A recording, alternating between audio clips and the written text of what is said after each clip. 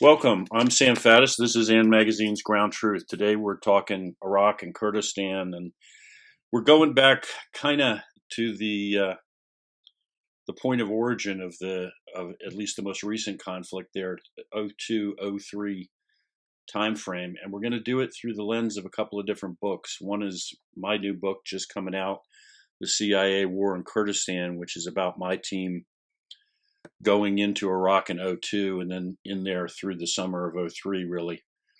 And also through the lens of another book, Operation Viking Hammer, written by a 10th Special Forces Group member, Mark Giaconia, who was involved in the operation, involved in a lot of things, but specifically the book is focused on the assault on and taking out the enclave of a radical Islamic terrorist group called Ansar al-Islam. Mark is, as I indicated, a retired Army Special Forces, a guy, Green Beret, 10th Special Forces Group, and now is out and I guess has kind of reinvented himself both as an author of Operation Viking Hammer and a separate book called One Green Beret, and now is kind of a tech guy. Mark, welcome.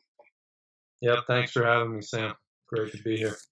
Well, look, let me just kind of frame this thing from the standpoint of what I talk about in my book, which is I took the first CIA team into what we'll call northern Iraq or Kurdistan in the summer of 2002, and our job was already to set the stage for the invasion. I mean, we had been kind of standing by for months actually to get in country with the idea that we're going to invade and we're going to get rid of Saddam.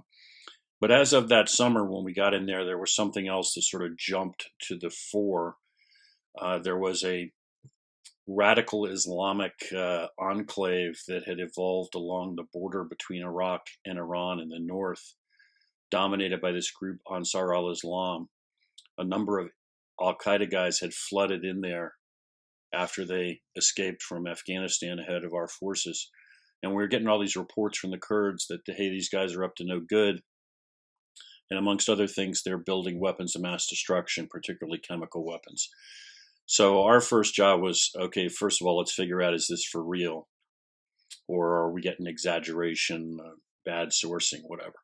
So we ended up going down to the immediate vicinity of that area and collecting. And the short version would be, if anything, the Kurds were underestimating the danger. This was for real. It was a real threat. And we ended up after, I don't know, 6 weeks, 2 months down there, recommending a series of plans to the administration to go and attack and get rid of these guys right away. None of which were endorsed, all of which were turned down really because of concerns about what it would do to the invasion. The other thing I'll throw out before we move over to your part in this is just for those folks who are not familiar with the way the lay of the land was at the time. What you had was effectively an autonomous Kurdish region in northern Iraq, protected by a no-fly zone imposed by the U.S. and its allies. So even though technically this whole strip in the mountains in the north was still part of Iraq, in reality, it was really under Kurdish control, and there were two separate entities there, which frankly there are still to a certain extent. In the northwest, the Kurdistan Democratic Party, KDP, controlled, and then in the southeast, the Patriotic Union of Kurdistan was in control. And these are two separate political parties, two separate virtually nation states, to some extent, actually, two separate kingdoms with the Barzanis in control in KDP land and the Talibanis in control in PUK land. So that's kind of the scene, and our focus initially on this enclave, and unfortunately we didn't get rid of these guys in the summer of '02 as we could have. So over to you. You came in, I think, in January of '03. Do I have that right? Yep, that's correct. Basically, you guys went in, then some of my unit's pilot team went in. And then I was on one of the what are called AFO teams, Advanced Force Operations. And we went in, January '03. And really our mission was to prep the environment in the PUK sector was my specific area for my team, to prep for all the other Green Berets coming in. Where are we going to put them? How are we going to fix the runway to get them in there and all those preparatory things. So, that's when we went in. Okay, so I mean, for folks, one of the things that I think is before we get down to talking the details of the assault, which are pretty frigging amazing. One of the things that I think in terms of lessons learned or going forward kind of stuff is that the environment here, even after 10th Group had come in strength, if you will, in the spring of '03, the environment here in the north, particularly down there where you were for this assault, was not an environment with big army present. It was not a typical sort of conventional military, let's build a base, 5,000 guys, build a Baskin Robbins and a Burger King kind of op. This is really going back to what I personally think is the way SF and the agency are supposed to work, which is small teams and working with indigenous forces. Can you kind of give us a flavor for the environment? I mean, as you're building up for this attack on this enclave, what does that mean? Who's there? How many guys? And how are you working with the locals? Yeah, it was, I agree, by the way. It was like Robin Sage is your classic Green Beret training event where you infill and you link up with resistance and you train them and, maneuver them. This was a kind of modern version of that. So the way it went down was, and how we dealt with getting our job done with the Indige kind of went like this. We started with a roughly 27-hour drive in rental cars, starting somewhere in Turkey. All in civilian clothes, rental cars. Even one of our trucks was a lowrider with tinted windows, which we thought was pretty hilarious. We came in and linked up with some of your guys, saying you might have even been there. I don't remember. And then we got brought into some KDP guys led us through the mountains because apparently the route we planned on taking would have been in range of Iraqi Green Line rocket attacks. So they, right, in classic UW, scenario, if we're following these Kurds in trucks, we don't even know where they're bringing us. So amazingly, we drove in the whiteout snow conditions all night. So we drove for 27 hours straight to get to somewhere in the KDP area. I don't even know where it was. We stayed the night there, and then the next day we drove all the way down and linked up with the PUK. So we got essentially guided by the KDP to link up with the PUK. And that was actually a very tense moment between them. We got handed off at this interesting place called Painted Rock, which you might remember. Sam. Absolutely, kind of the dividing line between the two kingdoms. Exactly, and they handed us off to the PUK, and we then drove all the way to Suleimania and then north of Suleimania up into Kuala Shawan, and that's where we kind of linked up with your guys. And we lived in a house there for a while and based our ops out of there. And the way the lay of the land worked, and at that point is, like you said, we had the PUK was the Kurdish group. We had Bafal Talabani was our kind of main guy there. And then we had three different, just call them terrorist groups, or extremists. Some of them might not qualify for the terrorist label, but because they weren't all on the list. But we had Ansar al-Islam was the big one, like you said.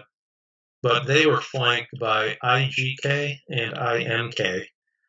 And then up in the northern part, if you go up above, was Lake Dukan, there was actually PKK up in that area. So there was, there were threats all over the place. So how, to your question, how did we operate? Well, we're in Kuala Chalan. We're hanging out with a bunch of Kurds, and our mission is to figure out when this war kicks off and the rest of the Green Berets come in, where are they going to go to link up with what Kurdish groups? Because the Kurds are not monolithic. There's little groups of them all over the place, and they have different areas that they operate in and all that. So our mission was to figure out where are they all. And you guys helped a ton with this. Like you were already there and knew a lot, so we could focus efforts based on your guys' stuff. And we would go out and meet people, and then decide whether or not the teams that were about to come in would be there. So we're essentially finding homes for Green Beret teams to conduct unconventional warfare once the war actually started. So that was tough. So you were there. The roads aren't like in the States where you can go 80 miles an hour down I-95 to get somewhere. So, and I was in charge of a sector that went all the way out to the western edge of the PUK sector. And some days it took me like 6 hours to drive out into that area. So it's super difficult. So you have to work by, with, and through your Kurds and have them do some of the collection you need. Or you just can't scale yourself to cover so much ground. So I would, for those not familiar with classic unconventional warfare, what it really is you don't do a whole lot of stuff yourself. You trust and rely on the indigenous fighters to get most of the work done, and that's kind of how we operated. Part of our mission too was to do the shock and awe targeting. I don't know if we want to go into that right now, but that's kind of the answer to your first question. Yeah, let me. I mean, obviously, so much of what you're saying is just kind of producing a flood of memories on my head. But and also having just recently finished my own book, I was going through hundreds and hundreds and hundreds of photographs, most of which taken by 10th Group guys, and got all those images in my head. But what you said there at the end about the way this unconventional warfare thing works, I mean, not that you don't in some cases end up picking up a gun, because I know when the assault happened, you were right there in the front shooting. Yeah. But so much of the time, what your job is to facilitate getting 1,000 other guys into the fight. And I'm reminded, I wrote a book a few years ago. I did a lot of research on the OSS, the predecessor, really in many ways, to both the CIA and Army Green Berets. And there's a story, and there's a book written by a guy. It's called Behind Japanese Lines or something. It's about the Burmese theater. And the title is cheesy and sounds like a bad novel, but the book is actually a great memoir. And the guy talks about how he arrived on this dirt airstrip.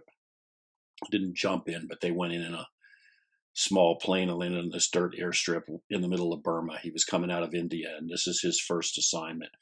And he's got every weapon known to man strapped to his body. He's got multiple pistols, knives, machetes, rifle, more ammo than like a platoon could use.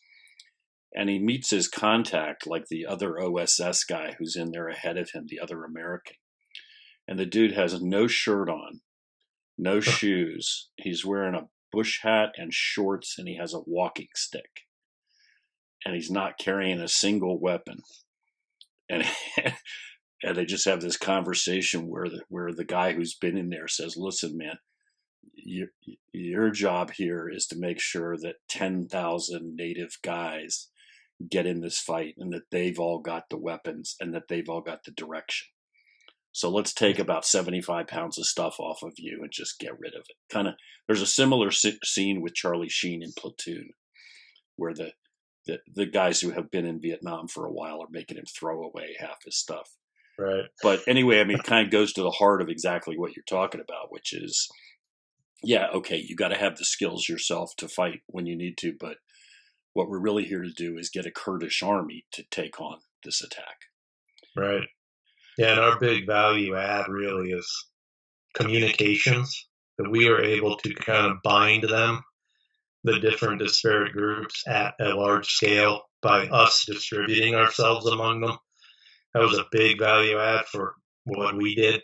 And then the other one is obviously air support. Right. So, but as far as our personal little pea shooters, totally insignificant in terms of, contributing much to the fight. It was more about, with our comms ability, we could know where everyone was, because it's total chaos when these Kurds are rolling. Like, there are thousands of them, and they roll like locusts through stuff. So us just being able to know where they are because we're distributed across them was really significant. I mean, that's ultimately how, 2 battalions of Green Berets, handful of CIA guys, and a few Air Force special tactics. I think we were maneuvering something like 70,000 Kurds at some point along the whole Green Line, and took down like 2/3 of the Iraqi army. Yeah, this is, I mean, shifting gears slightly because, to after the Ansar assault, which I want to come back to in a second. Yeah. Most people, this is kind of ultimately ends up being the focus of what I'm talking about in my book.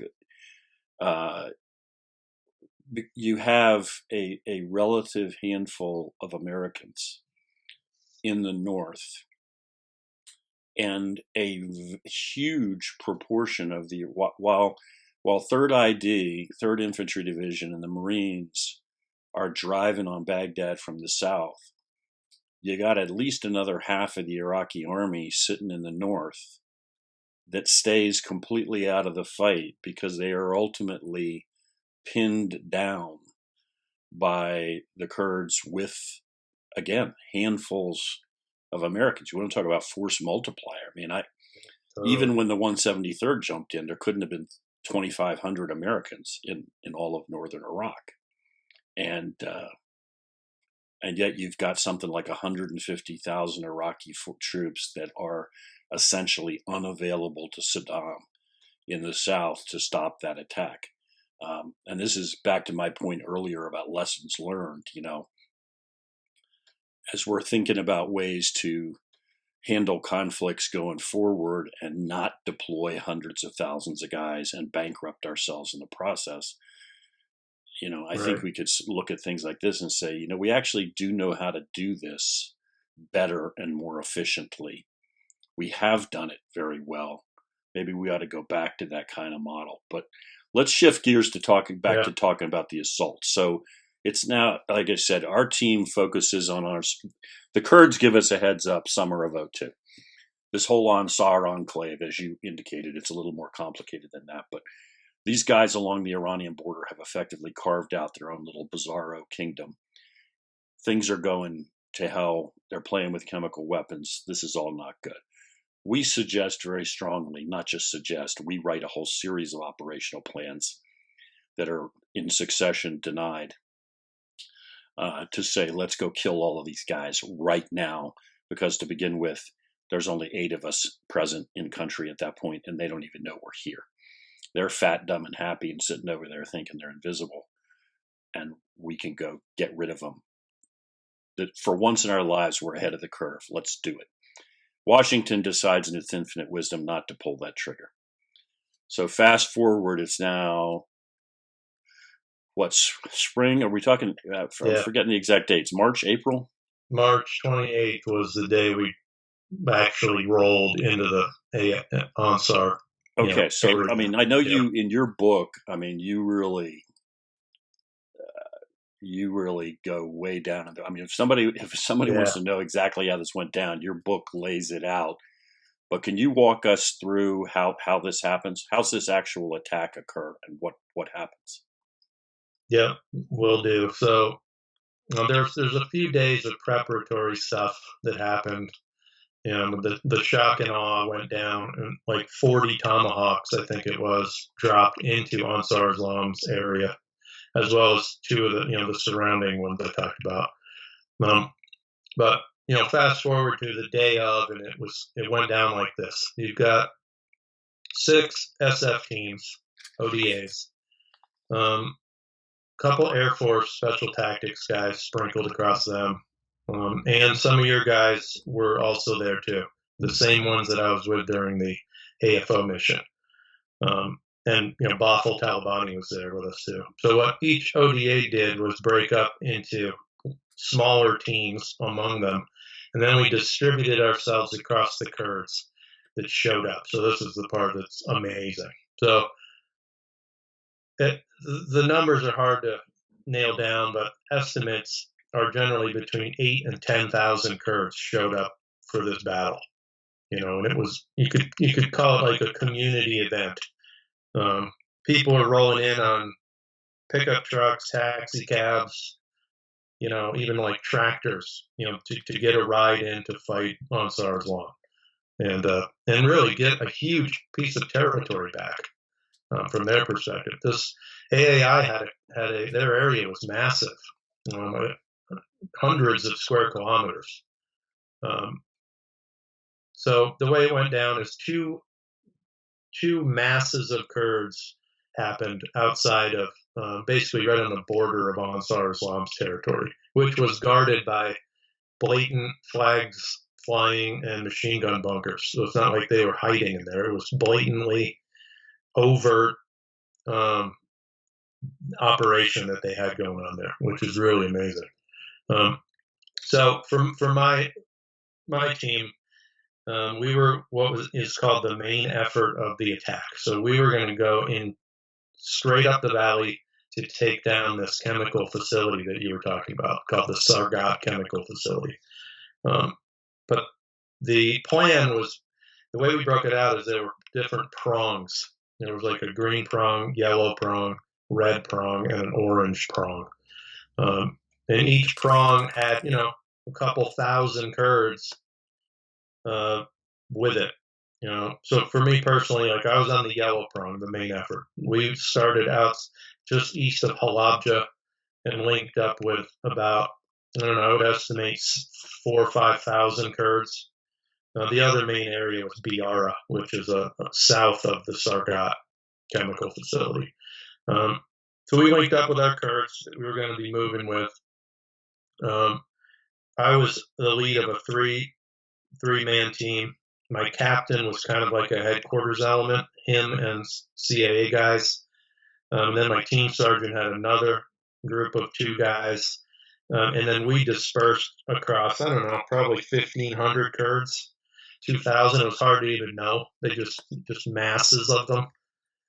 And it was kind of freaky initially. We're all literally, there's probably 1 square mile of people waiting to attack. Just picture like a big field. I actually, in my book, describe it like Braveheart, where you've got this massive field of warriors just waiting for a signal to charge. And that's kind of how it went. Ansar Islam guys were actually standing on the front ridgeline just watching us. So it was pretty freaky, we're sitting there. It was like a face-off. And then what happened was the signal to charge ended up being basically the Kurds firing this. Actually, we had an airstrike come in, drop a few bombs across the ridge, which it didn't really do much, but it was good for motivation of the Kurds. They were cheering. And then the Kurds had these anti-aircraft guns mounted to the back of these big, like, deuce-and-a-half trucks. And they started touching those off and basically, putting fire onto this front ridgeline. And that's when we all started kind of moving towards the mountains where these guys were. And it ended up being basically a giant frontal assault. It's probably the best way to describe it. So we're rushing up towards the mountains on foot. 90% of people were on foot. there were a few dump trucks showed up that they were using like armored personnel carriers, crowding, Kurds into those. We jumped in the back of some random truck, and essentially got up to the mountains, until when we started taking fire. The green prong was kind of my team's mission was to take the Sargat chemical facility. The green prong was basically our fire support element that was on the high ground to our left, north, as we were going in. So as soon as we got to the base of the mountains, it was game on, bullets flying everywhere. And we started moving up through the valley. We had a F-18 come in and strafe pretty early on to get through this little village called Gulp, which you probably remember. It was an important little place. We took that down, kept going. This is hours are going by here of combat. And we essentially just kept fighting our way up this valley. And what was happening, the other prongs were essentially flushing Ansar guys into the Sargat Valley. So as we were going up there, we didn't realize how many were going to be in the Sargat. Well, Sargat's like a little village, but it's where the chemical facility was.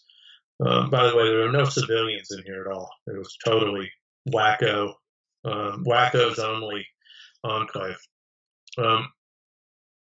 So we fight up to the edge of Sargat, and that's where it gets super, super brutal. Like intense firefight for several hours, where we, I'm getting my skins crawling a little bit when I'm talking about it. Like I can't even narrow it down. So there's very little cover and concealment going up to this valley.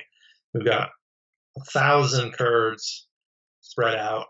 Me and my team are spread out with them. I don't even know where my team leadership is at this point. We're all over the place. Then at some decisive point, we're basically pinned down outside of the village and can't really move anywhere. It was like we were in serious trouble. And then they started firing like these super heavy machine guns from the backside of Sargat. Sargat's kind of like a bowl. And that's when, a couple guys on my team, me and two other guys, ended up making a pretty significant maneuver, mad dash, to get the 50 cal we had out of one of the pickup trucks and run it to the top of this one ridge, so we could suppress this massive machine gun that was probably 400 or 500 yards away. I mean, that was a pretty decisive part of the battle. We linked up back with my captain and your guys, Sam and Bafel Talabani.